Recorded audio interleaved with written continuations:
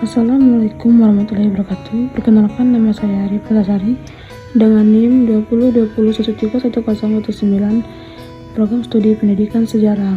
Baiklah, di sini saya sedang berada di Jembatan Ampera. Langsung saja saya akan menjelaskan sejarah berdirinya Jembatan Ampera. Seperti yang kita ketahui, Jembatan Ampera sudah menjadi lambang dari kota Palembang karena menjadi penghubung antara kawasan Sungai Musi dan Ampera. Juga menjadi kebanggaan bagi masyarakat Palembang karena selain menjadi penghubung antara kawasan Ilir dan Hulu, jembatan ini juga dapat membantu kelancaran transportasi masyarakat. Oleh karena itu, Jembatan Ampera sangat dibanggakan oleh masyarakat Palembang. Jembatan Ampera dibangun pada tahun 1962 dengan biaya pembangunan yang diambil dari perampasan Perang Jepang. Jembatan ini awalnya sempat diberi nama Jembatan Bung Karno karena pemberian nama tersebut dianggap sebagai bentuk penghormatan kepada jasa Presiden Soekarno saat itu. Namun, Presiden Soekarno kurang berkenan terutama serta penggolakan politik pada tahun 1966. Dari alasan tersebut, nama jembatan kemudian disamakan dengan slogan bangsa Indonesia pada tahun 1960, yaitu Amanat Pemberdayaan Rakyat atau disingkat Ampera.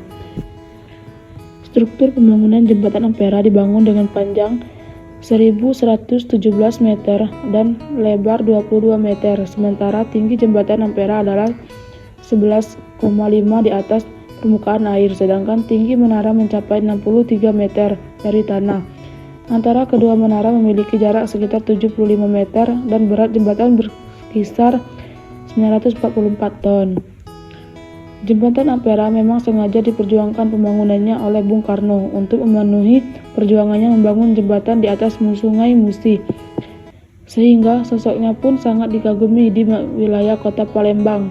Adapun perkembangan Jembatan Ampera pada tahun 1990, kedua bandul yang diletakkan di masing-masing sisi Jembatan Ampera terpaksa diturunkan karena mengingat usia jembatan yang Adapun pembangunan Jembatan Ampera pada tahun 1990, kedua bandul yang diletakkan di masing-masing sisi Jembatan Ampera terpaksa diturunkan karena mengingat usia jembatan yang semakin tua, dikhawatirkan bandul dengan berat 500 ton tersebut akan menimpa warga yang melintas di bawahnya.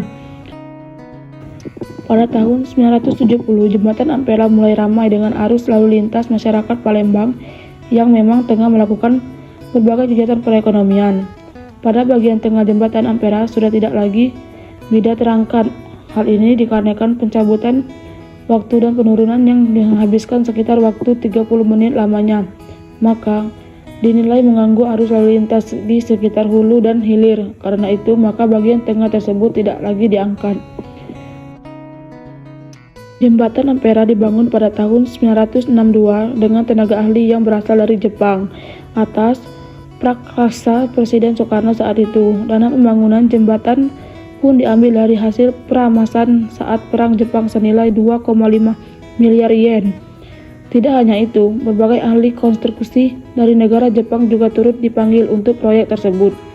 Pada bagian tengah dari jembatan dapat terangkat karena adanya bandul pemberatan 500 ton di kedua sisinya. Kemampuan mengangkat badan jembatan diperkirakan bertahan hingga 10 tahun sejak dibangun. Jembatan Ampera resmi pada tahun 1965 yang diresmikan oleh Letnan Jenderal Ahmad Yani pada tanggal 30 September tahun 1965. Inilah debut terakhir Letnan Jenderal Ahmad Yani di Palembang, Sumatera Selatan karena tepat pada keesokan harinya, subuh tanggal 1 Oktober tahun 1965, beliau menjadi korban pembunuhan gerakan G30 SPKI. Jembatan Ampera saat ini dapat kita lihat, Ampera saat ini semakin berkembang, begitu juga dengan kota Palembang karena Jembatan Ampera sering digunakan untuk transportasi umum yang sangat bisa diandalkan. Bahkan usia terakhir sekitar tahun 2007, Jembatan Ampera diperkirakan masih akan kuat selama 50 tahun ke depan.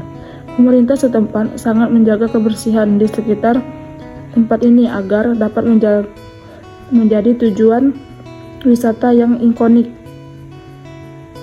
Baiklah, itu saja yang dapat saya sampaikan. Assalamualaikum warahmatullahi wabarakatuh.